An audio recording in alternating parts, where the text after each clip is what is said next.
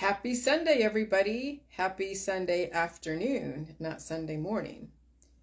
So I was watching a fishing show with my husband because I'm going to tell you how I came up with all these things. So you know everything that I've come up with is organic. Things that I watch on TV, little reminders of stuff that I noticed and observed in the past with two strangers that look very similar, almost like they were related, but they have no relation, but they look so similar. Why there's so many doppelgangers in Hollywood. And so, we can chalk up Hollywood as major bioengineering. So I wouldn't put it past Hollywood to use the same prototypes and the same DNA to keep recreating stars that are acceptable in the aesthetics, okay?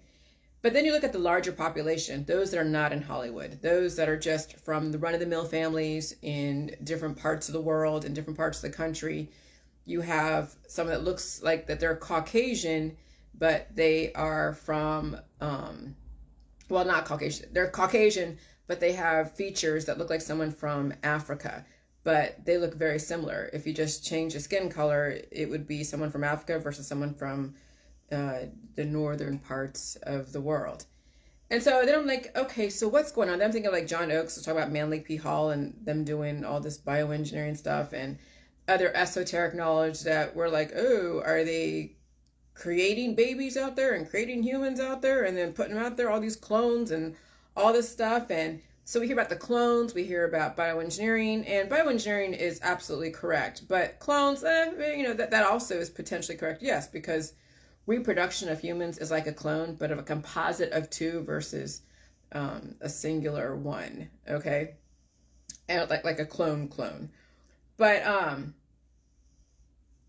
so anyways, so then you look, then I was thinking that somebody looked like on TV, somebody that Jason knows. And I'm like, oh my God, that looks just like this person and so. And he's like, yeah, that does look like so-and-so. I'm like, their origins look like they're probably from like Ireland or something. And because they had those features of someone from Ireland. But that looks exactly like someone that we know here in this world. And I know they're completely unrelated. And then I'm thinking like, oh, wait, hold on a second. Because I was thinking back, when someone looked like someone that's on a plane that I was on a plane with, and then someone here in my world looks exactly like the other person, but like a younger version, then I'm thinking, okay, there's something else going on. Why is it that we see all these different doppelgangers? Like, it's such a weird phenomenon.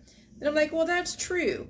We're only working with 7 different prototypes. 7 different prototypes. Actually, 14 different prototypes, but they're hybridized. I've totally now figured out and drawn the conclusion that the hybridization of the first 7 gods, which they were extraterrestrial, they were humanoids from other worlds that helped seed our planet, helped create our planet, and they had 7 different prototypes, and those were early man, the hominids. Because I remember in my archaeology or my anthropology class. So I did 2 classes in City College, San Francisco, regular anthropology, and then the anthropology of homosexuality in City College, San Francisco. So I took 2 different classes, okay? And both of them are completely, absolutely correct, okay? Because we have no idea the original humans, what they practiced when it came to sexuality, what they practiced when it came to how they created beings. Okay, so we cannot say that hetero is the most normal, and we can't say that homo was the most normal, but a composite of the two, homo and hetero, are exactly normal. Because all it is just taking a sperm and egg from wherever. Call it what you want, male, female, binary, non-binary, I don't care. Call it what you want. But then you're putting them 2 together, fusing them together to then make a baby. Okay, but in our society, with religion and politics and science, I'm sure the powers that be needed to have a name for specific people, types of people who had the same and different reproductive system, the same and different DNA structures that would carry out a specific job that would be unique from the other person. And so when you have a hetero come together, they come together literally and figuratively, explosions, and then you have a baby, evolution. Okay, but then I'm thinking, okay, so then we have 7 different humanoids that came from wherever, and they used the 7 different prototypes, which is the first from the most original human, the Homo habilis, Homo erectus, and I'm saying this out loud so I can hear for myself. I know you guys can read and all that stuff. Homo erectus, Homo neanderthalensis, or Neanderthal, the Denisovans, the Homo floresiensis, which is the Hobbit. Then you think of Lord of the Rings. And so if you go back to the trilogy and also the Hobbit of the Lord of the Rings, Tolkien, they knew what was going on way back in the beginning. They understood a lot more than most of us understand. Some of us understand only snippets of what they know in the past, or people's perceptions and how they want to spin the story based upon a religion. But now I can kind of see the deal here. Okay, so Homo floresiensis, the Hobbit, and Homo naledi, the Starman. Okay, and that's right before Homo Sapien, modern human. And so then when you think about it, the 7 gods, the first ones, was on, okay, this is the Sumerian gods. This is not even the Greek mythological gods, not even Jesus or Yah or whatever, because Yah and Jesus are one god out of 7. Why are you making Yah much or Jesus superseding all the other gods? Maybe they had different gifts they gave to the world. They gave balance and hormones and all the different innovation and tools and technology, so we can have then a diverse society. But why is one god superseding other gods? So then you have the original 7 gods, the Pantheon, the Enlil, Enki, Ninhursag, Nanna, Utu, and Inanna. And then there are names that are different that are used, like in the esoteric world. Like instead of Inanna, they call it Ishtar. Instead of, Ninhursag, they call it Lilith. Okay? And so then when you have different names for the same thing, people think they're all separate. They're all separate species, separate entities. And yeah, they're separate, but it's still the same names. And that's how words can separate people. Words can create worlds, can create realities, create beliefs. But when you trace it all back to the original, there is nothing but the original. And original means that's the first extraterrestrials, the first advanced intelligence that then had to work with prototypes. And then that's where the whole Garden of Eden came about, which was the enculturation of humanity, biodiversity, and that was a lab. That was straight up bioengineering. And then the Greek gods, the Greek classification system, then knew how to create hormones, bioengineer hormones relative to a diverse working society, where you had some that were laborers, others that were thinkers, others that were strictly mothers or reproducers or breeders. Okay, and so if you look at society today, and if you have gone out of your small town, you're not like stuck in your little homogenized world, but you've traveled outside your hometown, you'll see different characteristics, different aesthetics. You're like, oh, where does that come from? But then some people only think back to biotech, and they're splicing and dicing and gene editing and CRISPR this and CRISPR that. But they're still working from a set of genetics that first were given to us from those out of this world, and they're working with a hybridized, or working with the original prototypes that were bioengineered and then reproduced over and over and over again as society advances. And so that's why you have the rise and fall of civilizations. So when I'm going to write my book, I'm not going to go through every single aspect of human history and go through every single timeline of like Genghis Khan and the dynasty of this and dynasty of that. I mean, that's the minutia. What you really want to see is the bigger picture. We know there's rise and falls in families. We know there's rise and falls in small civilizations, large civilizations. I mean, we hear about the lost city of Atlantis. Okay, so we know about civilizations that have disappeared through floods or through major natural world disasters, or were covered by a mud flood, like you've heard of Tartaria. Okay, so, and then there's giants of the past, and then bioengineering has become so advanced that we want to have a uniform society with people who are relatively, the same when it comes to height and weight and just aesthetics.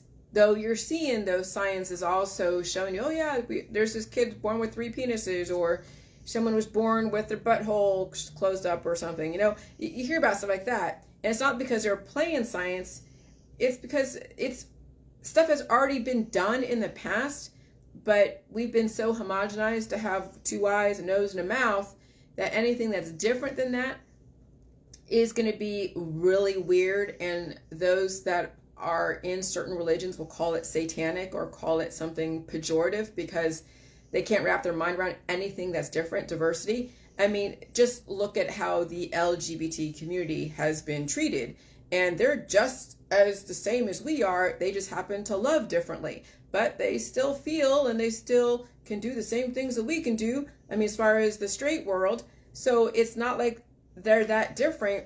It's just that we haven't wrapped our minds around the homosexual world versus the heterosexual world.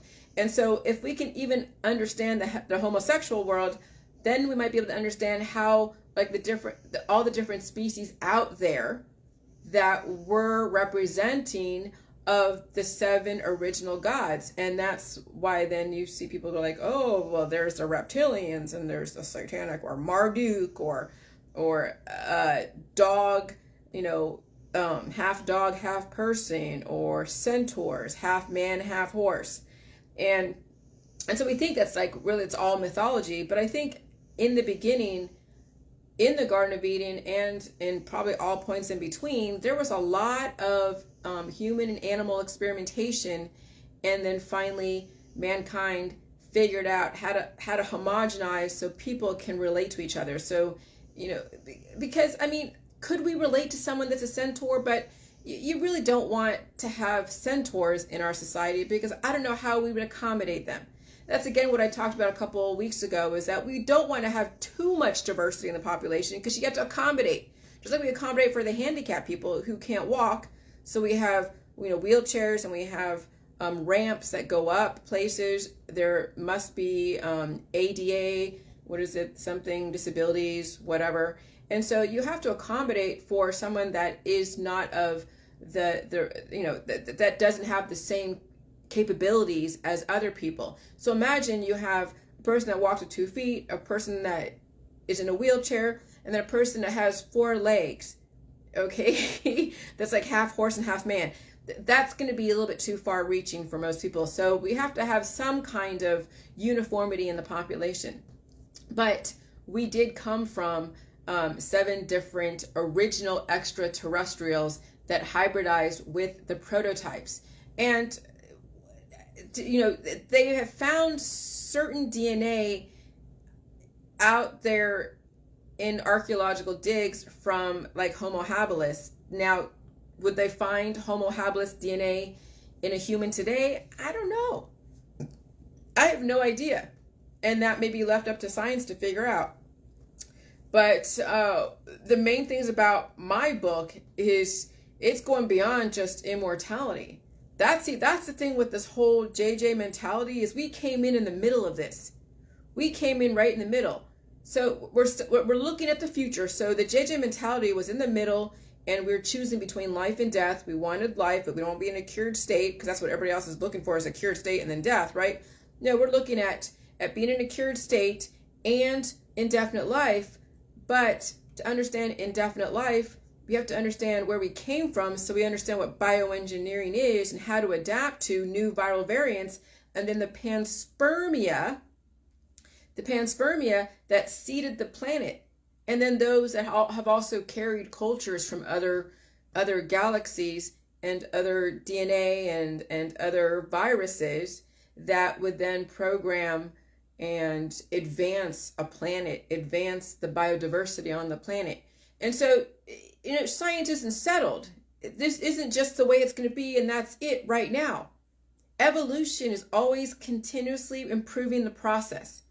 But when someone dies and reproduces all the time, they never really understand evolution for what it really is, because you're dying and reproducing. I mean, less than 100 years, it hardly scratches the surface. And so if you're dying and reproducing, then you're only evolving to what the powers that be want you to evolve into, and what they want you to do for that short amount of time that you're here on Earth. And of course, the powers that be have created religions. I mean, Jehovah's Witness was created by one of the dynasties. The 13 bloodlines. 13 bloodlines had esoteric knowledge. They understood how to control population, but it was needed so that way people had a place to go. If they were dissatisfied with Judaism, they can go to Christianity. If they were dissatisfied with Christianity, they can go to Lutheran, and then Protestantism. And, that all has a history behind it. But if they were dissatisfied with the Protestant, then they can go into the spiritual Druid, the natural world, whatever, there's a religion, the Druid world. Okay? And so the 13 bloodlines, you can call them Illuminati, call them whatever you want, but they had the esoteric knowledge that they passed down from mother to child and all of that, and within their specific circles called the Freemasons, the secret societies, and they understood how to guide a population. And how they guided population was through politics, religion, and science. And they're all religions. Politics is a religion, it's a cult. So is science is a cult and a religion, and religion is a cult and a religion. So politics, religion, and science are all belief systems that have been guided by the 13 bloodlines, and then even those that are not the 13 bloodlines that had something to offer. I mean, like Einstein and all the deep thinkers of their day, they contributed to the platform of information so we can expound upon it. Okay? And so you can't discount what happened way in the beginning of 6,000 years ago. It's not about the Greek mythology and Greek history. It's not about just Jesus. It's not about just Moses or Yah or Yahweh. Like, who is God? God is what you're worshiping, but who is he really? They were one of the 7 advanced humanoids that used the prototypes that were already here and bioengineered them for a specific purpose. And right now, you guys are carrying on the purpose of the original 7, pantheon, the 7 Sumerian gods. But you've been reproducing for such a long time that you have been bioengineered to advance yourself and advance your family, to what is needed today. And this virus is going to take out families that don't know how to evolve. And that's where the whole Human Genome Project is mapping out the human genome, because they want to see what the spread of DNA and what type and where they are located, and then how can they advance certain DNAs. Some people have done the whole 23andMe. And you're like, oh, I'm part African, I'm part Eurasian, I'm part European, I'm part this, I'm part that. And okay, that's great.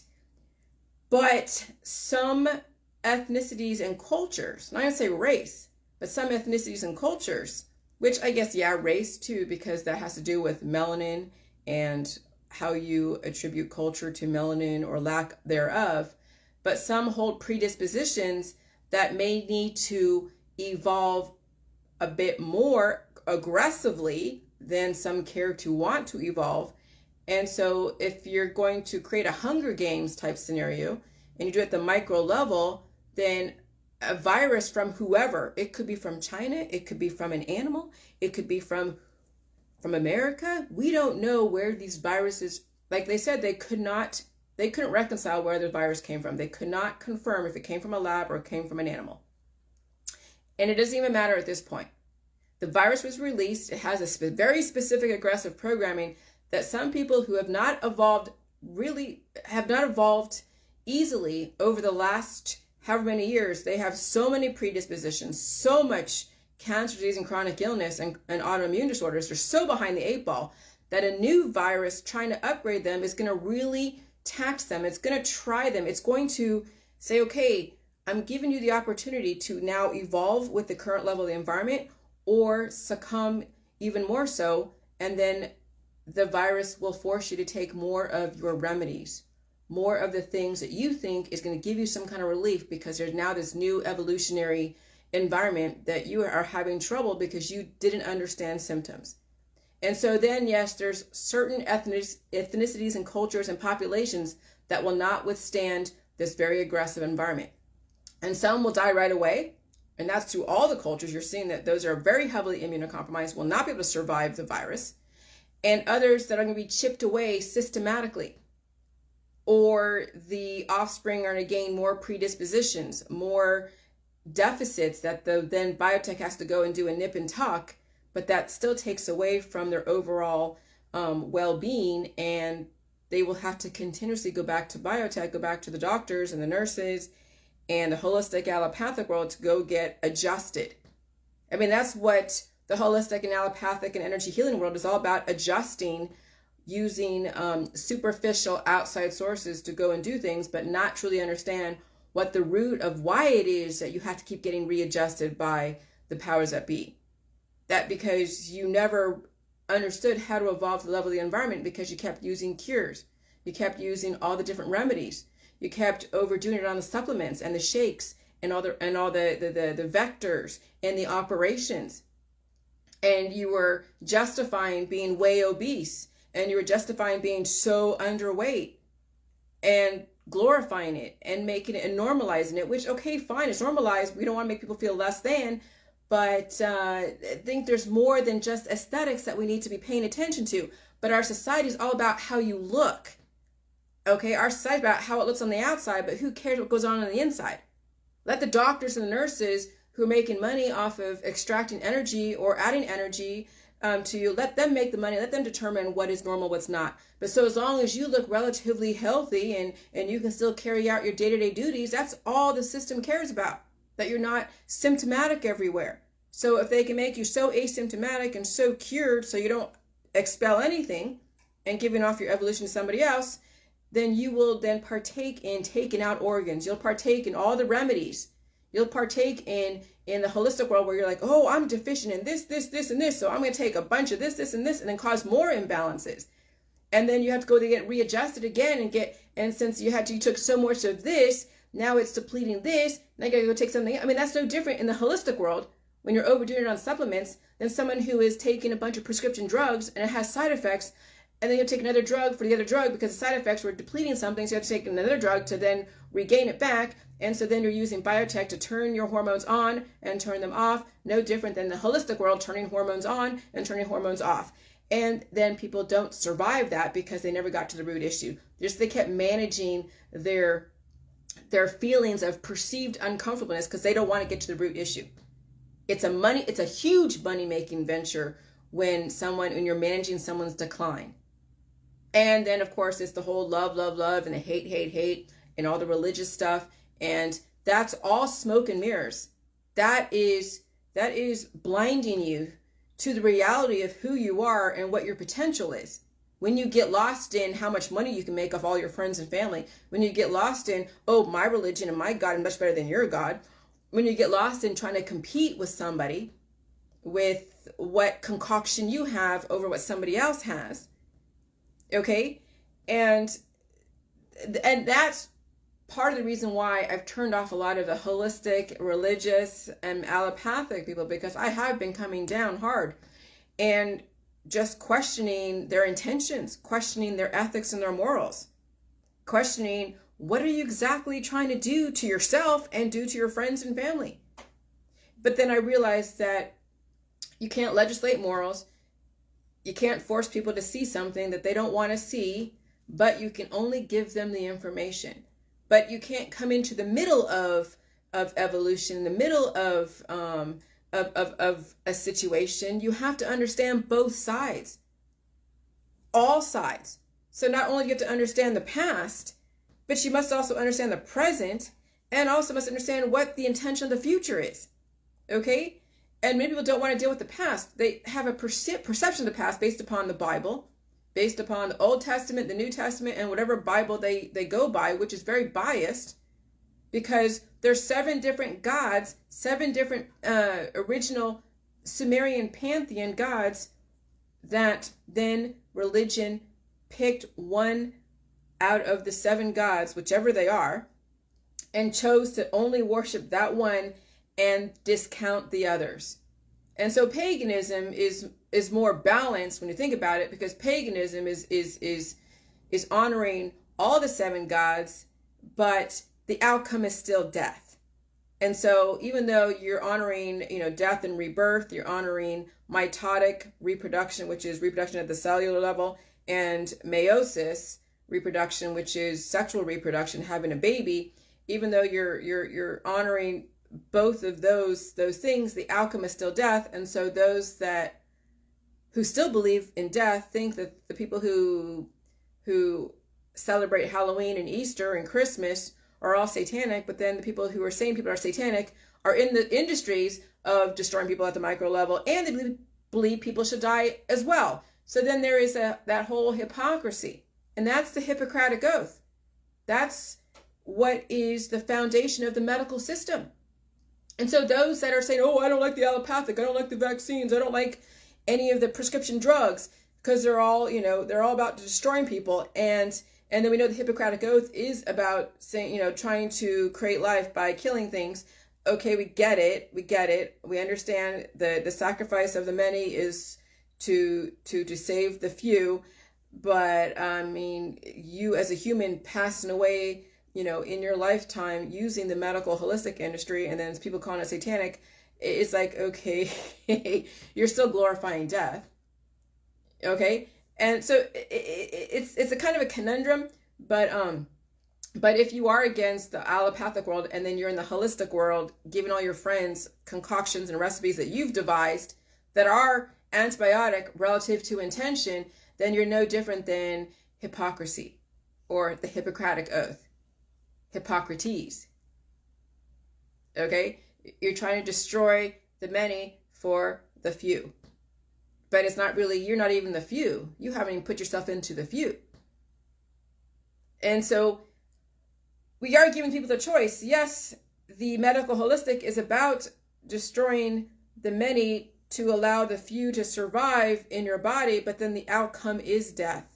Your friends and your family are dying despite all of your remedies, despite all of your recommendations. They're still contracting cancer disease and chronic illness, or they're dying from old age. Okay? And so what if instead of trying to stop the pain and the energy, what if you fed it? And the salt is paramount. See, those that are selling things that have a lot of salt in it are not setting up their friends and families correctly by saying that if you have pain, you should not be trying to cure it. Okay? That when you are constantly on salt-based products that are remedies for cancer disease and chronic illness and all that stuff, I mean, with the jade juice, it was a catalyst. People were feeling stuff. But then some graduated to then the cured state, but they never got off the jade juice, so they were in a cured state, but they never got younger. They don't look younger. I've seen people that are still on the jade juice, and they've been doing it for the last 4 years, and they're actually getting older. You know why? Because so much of a cure is going to deplete then your substance, because it will cure you in a state no different than when you have a cancer cell and you give the sodium nanoparticles to a cancer cell. It will cure the cancer cell because the electrons are going to then match the amount of electrons in the cancer cell and put it in a cured state, and then the excess electrons will go and energize the other cells around it and then kick out the anomalous energy that's in the body. And so that's the when you match electron for electron, it's at a neutral state. So if you have 5 electrons in a cancer cell, and then you have all the salt that's going after the 5 electrons, and you have 10 electrons in the salt that's coming onto the cancer cell, then the 5 extra electrons will fall off the cancer cell, and then the cancer cell is cured. It's inert. It's not going to replicate, and the energy has now been neutralized. Okay? Because equals is neutralization. The same ions for the same ions is equilibrium. More ions than another one has, and there's going to cause then an explosion. Okay? It's like 5, like putting together 5 and 6 plus 5 minus 6, that's an explosion. Plus 5 plus 5, that's equilibrium. That's equals. Plus 5 plus 5 was plus 10. But that's still like It's ion for ion. One extra ion is going to add more, chemical reaction, or electron, not ion, electron. But it's all thermodynamics. It's all energy, and that's the thing is those in the religious and the scientific world, dogma world. It's all the allegory. It's all the holistic allopathic mentality. People are listening to Dr. CB, and who's not really a doctor, but he was an antibiotic practitioner. He was aging himself because the amount of antibiotics he was dealing with. And he made many claims that were against the FDA, because you can't be dealing with antibiotics and not be licensed and have it, whatever concoction you have is FDA approved. The whole JJ is FDA approved. Salt is FDA approved. It's probiotic. That's why the Ohio Attorney General asked me if I got my stuff tested, is how do you prove it's probiotic? Well, I sent my stuff down to the lab. It cost me $100, and they counted 13 million colony forming units. And so something that's probiotic is allowing life to replicate. Something that's antibiotic, no life can live in it. And so when you're taking a bunch of peppermint oil, that's antibiotic. If you're ingesting so much garlic, that's antibiotic. When you're doing so much salt, that'll put you in a cured state, but then you're going to deplete substance because you're not going to code, you're not going to evolve. And so even the cures, whether it's, the J juice used and abused, or is someone taking out an organ, it still puts someone in a cured state. They can't evolve. You're going to follow then the laws of entropy. The third law of entropy, the third law of thermodynamics, is anything in a cured state will not survive a dynamic environment. Okay? And so An, Enlil, Enki, Ninhursag, Nanna, Utu, Inanna, they all represent the chemistry of this earth and biodiversity. And they work with very rudimentary prototypes. And so right now we have people who represent some of these rudimentary prototypes. Now, I don't want to be mean to anyone or call anyone out, but people who are very intelligent, and people who you're like, whoa, that person is whoa. And you can tell who has more intelligence than others. Just go out into your world, into your site, go to different stores, talk to different employees, talk to different customers.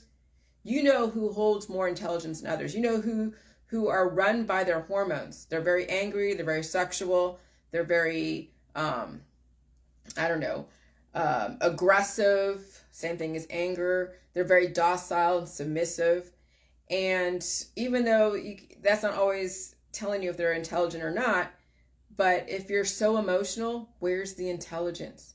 Too much emotion will cloud intelligence. Some people get triggered by certain things, but they surround themselves by triggers, so they're always in an emotional state because someone's always triggering them. And so they don't have time to be intelligent about things or learn new things because they're constantly being triggered by those that are serving to make them react, to draw resources out of them. And so that is, when you think about An was the first Sumerian god, and Homo habilis was the first prototype of the human that we know of. Okay? And then we have Enlil, and we have Homo erectus, and Enki, Homo neanderthalis, and then Ninhursag, the Denisovans. But this doesn't mean that this is directly correlated. It just means that these are all the 7 gods that had to work with these 7 prototypes. And so eventually, at some point, the Homo Sapien, the Homo naledi or naledi, Starman, the Homo floresiensis, like even in, what was that? The Atreo and Falcor and those little hobbits, they were representative of the Homo floresiensis, and just like the Hobbit in Lord of the Rings. But yeah, there are a lot of the children's fantasy movies are based upon early mankind who were then bioengineered by the first Sumerian Pantheon. And so that's where religion came from. That's where all the starseed people came from. They're like, I want to go back to Pleiades and all this other stuff. Okay, so potentially, yeah, the first 7 Sumerian Pantheon, they all came from different parts of the universe, and they all came together, and maybe they were at war with each other. One was more aggressive than the other one was more docile, the other one had more aesthetically pleasing features than the other. I mean, but you can Google these. You can Google even the names, the different names that are in the different cultures, because even in the Hindu, like in the Bhagavad Gita, the Hindu culture are also referencing these, like Avatar. I mean, I think John mentioned Avatar because there's a blue god, okay, that was in the Hindu that would also represent the first Sumerian Pantheon. And then, you know, then the Greek mythology, and then the Judeo-Christian world, okay? And so instead of saying that you're better, your religion is better, the whole New World Order is now taking all the people in the world and putting them together and now saying, okay, we want you all to figure out how to work together. The ones that are weaker are gonna fall out faster. If the virus is going to get them, then their life choices are going to get them. Their reactions to evolution are going to get them. There's so many ways people are going to destroy themselves if they can't evolve to this energy, because this energy is so intense. And some people, like if someone that was an alcoholic was exposed to the energy that I was exposed to, I would have been out at the bars drinking like a fish, getting in fights if that was my predispositions. If someone that was a drug addict was exposed to what I was exposed to, I would already be turning to all the drugs that I was at my disposal. If someone that was exposed to the energy that I was exposed to, that had heart attack, heart issues, lung issues, whatever, they would be dealing with these major predispositions and maybe end up in the hospital on a ventilator.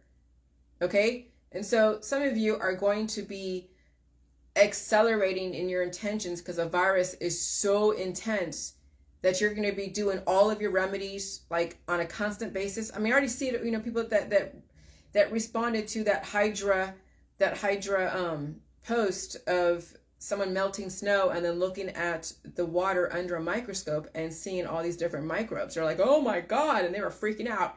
And then already someone on my Facebook was like, oh, I'm going to up the jelly juice intake. I'm going to do so much of it. But it's like you're breathing the air. What are you going to do it 24/7 and then turn into the crypt keeper where you can't even code any food? You're not going to be hungry and you'll look cute for like a certain amount of time, like everybody does in our society who's in a cured state. And then you'll see over time will then take substance away from you. And so the virus is going to accelerate your intentions, and people will destroy themselves that much faster because that's their intention. They don't want to evolve. They don't want to feel pain. They don't want any kind of hiccup in their game, in their social life. They want to be in a cured state. And then that also gives you money, right? Because you're not going to be out sleeping. You're going to be working. But I'll tell you what, I've been working, doing my stuff, sleeping, dealing with this virus, helping my husband figure out stuff, taking care of my dog. All of a sudden, when you finally do reverse all your issues, you can juggle so much. You can still get in your you time because you have 24 hours of the day. You still got to pay your bills and pay your taxes, right? You still got to take care of things that are your responsibility, but you have 24 hours to work with. And sometimes I'm up in the middle of the night watching, movies that I'm interested in about, history or about science or just something in passing because I'm watching a fishing show that then made me have a connection about the doppelgangers in our society. Yeah, you're going to have a bunch of doppelgangers when you have 14 different possibilities of a person. Races only have to do with your melanin and then even the culture. And so when you're in a cured state, not lightening up or darkening relative to your geographic location, then you have a culture. And then that culture, came from a long line of bioengineered and reproducing on a continuous basis. You're going to have the same type of people all over the world. And that's why you see that in Hollywood as well. Because Hollywood is its own microcosm of the larger world at hand. But you think that they're all, they're bioengineered, but so are we. I mean, I came from Vietnam, and I'm sure I came from, I haven't done a 23andMe, but I mean, I'm sure I came from a line of either Chinese or I mean, who knows? People in China or people in Vietnam and Cambodia and all the different Asian countries around there, we're all a composite. We're all a composite of a larger Asia Minor, okay? And then and then people settle in different areas, and the culture and the geographical location, all of that then contribute to the diversity and the unique characteristics that we hold. But I look at the Vietnamese people like Bridget Lee on my Facebook. She looks nothing like me. I look like a different type of Vietnamese. She's very, very light skinned, very light skinned. We're about the same height, but I'm darker skinned. But then she's also older than me, dealing with predispositions. And will she get darker? Will she have darker feet or darker skin when she goes out in the sun? You know, I mean, and so that's the difference between, I guess, even people in Vietnam, is the fact that you get in a cured state and then you reproduce in a cured state. But then also, too, who it is that you procreate with might add to more the diversity of the composite of your child. Okay, so, but I did see other Vietnamese people in some pictures of like the Vietnam War, and some were as dark as me. I mean, some of them came from Cambodia, so I could be part Cambodian. I could be part Hmong. I mean, it's hard to say. Okay, so we're all a composite of just all the mishmash of DNA and the human genome and all that stuff based upon the first Sumerian Pantheon.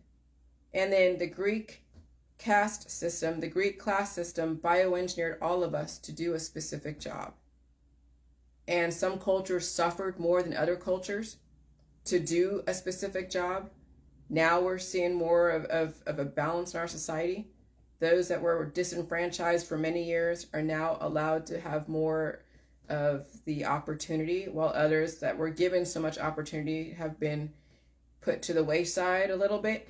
And yeah, it's trying to balance out both sides. Someone's going to be disenfranchised if there's one position that two people from different cultures are going to vie for, and then the company's trying to figure out how to look good, you know, as far as public relations. But that also will cause a discrimination lawsuit too, that a person could potentially win if they can prove that they were taken out because another person who was more diverse than them needed to be the face of the company. And they're probably the same qualifications, but if the person that was taken out didn't do anything wrong, then why should he be replaced by someone who had the look for the company? And so we're going to see a lot of that out there. But just remember that where you came from, it's not only about your religion and your one God, because all the 7 gods contributed something to this world. And you are a mishmash of all of them. Because even if you didn't directly come from one God, like Enki or Enlil, you've been exposed to those that came from that, and they had their viral DNA, you know, in the atmosphere. You breathe it in. You have some DNA from one or all the gods from the original pantheon. And so, and you're part, you know, you're all Homo sapien with probably snippets of major and minor, you know, DNA from the beginning. But I don't know if science has found any Homo habilis DNA in any human today. But they're saying that, you know, Homo erectus and Homo this, they were all, you know, they were surviving together at the same time. So, but even if that's true, if that, it doesn't even matter. Now it's about evolving to the level of the viruses, regardless of really where you came from. What are you going to figure out for the future? Are you going to live indefinitely? That's adaptation indefinitely. That's evolution indefinitely. That's dealing with the pain, dealing with the electricity.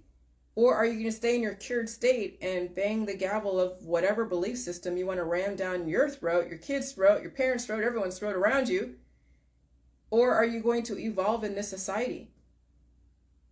Okay, because yeah, people can make their money in a short amount of time, but you have no idea, if you haven't really figured out how to deal with this virus, how long do you really think you have?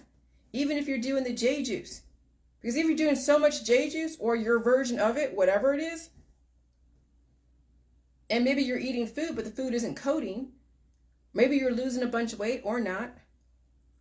If you're losing a bunch of weight and you're taking all your pills, supplements, and detoxes, you're not going to handle a very major viral evolution that is, the shock waves are going to shock your heart and other things that maybe you can't handle because you have a weak vital organs. And so you could be obese and be doing all of your concoctions and have weak vital organs, and the viral shock waves from the see, if someone's in a cured state and they're obese, would the virus affect them? Well, potentially, because even though you're in a cured state, the energy around you, I don't know. That's hard to say. I don't know how much J juice you'd have to do as an obese person with strong vital organs or weak vital organs. If you have weak vital organs, then it's hard to say. But if you have weak vital organs and you're doing the J juice, then you should be feeling heart attacks and strokes. And if you're not, and most likely if you don't want to feel that, then you will not be doing any kind of the J juice because you don't want to feel that. So someone with weak vital organs wouldn't be able to handle an aggressive atmosphere because they couldn't handle the salt, so they wouldn't be in a cured state. Someone with strong vital organs that's obese, they could potentially handle everything. But you don't want to be in a cured state because eventually the outside forces will work against you. It's like, oh my God. Okay. So now that we figured out that all humans are a composite of 14 possible ways of looking, that's why people look the same to me in certain cultures. People look the same to me. Like I'm sure I look very similar to a lot of people in my culture. You're like, oh, that's racist. Well, no, it's just that we all are a composite of just 14 different possibilities. Okay? We're not that different. We may have some unique DNA based upon the composite, but aesthetically, we're not that different. Inside, we're not that different. It's just the signature is a little bit different. That's it. That's how, the DNA is a little bit different, but everything else is the same. The stimulus is the same. So it's time that we all learn how to coexist. You ain't better than me. I ain't better than you. You all have access to the information. You want to evolve or you want to stay in a cured state for how long? It's hard to say in this dynamic environment. Because if the cures out there are not working, because breakthrough infection is going to happen, even on the J juice, you'd have to do so much J juice all the time, and I don't even advise that you would lose so much weight that you wouldn't survive anyways, because the amount of breakthrough evolution, because you can do a little bit of J juice and then you feel the evolution and you're like, oh, okay, I do more J juice, and then you feel, and then that evolution gets quelled, then another evolution in your body comes to surface and you're like, oh, okay, you do so much more J juice and that gets quelled, okay. Then you keep upping your dosages, right? Like we were doing in the beginning. And then you start seeing it while you're doing that, then the weight, like you're obese, the weight starts dropping off. You're not eating as much. The weight starts dropping off. And then the person then weighs next to nothing. And they're so used to being in a cured state that they don't want to feel any evolution. And so doing the J juice on a continuous basis, not wanting to feel evolution, is no different than taking an antibiotic. Because either way, you don't want to feel evolution. Being in equilibrium or taking something antibiotic is still the same as not wanting to evolve. Yeah, you feel relief, but you can feel relief by doing an antibiotic until that antibiotic doesn't work anymore. You can feel relief by taking out an organ. People do it all the time, but you're not evolving. That's the crux of it all with the whole JJ mentality, is that we're not trying to be in a cured state. We're trying to evolve with the environment. And so we will see who understands that, and we will see who doesn't. I would say 99.99% of my Jilly Juice crowd are mostly in a cured state and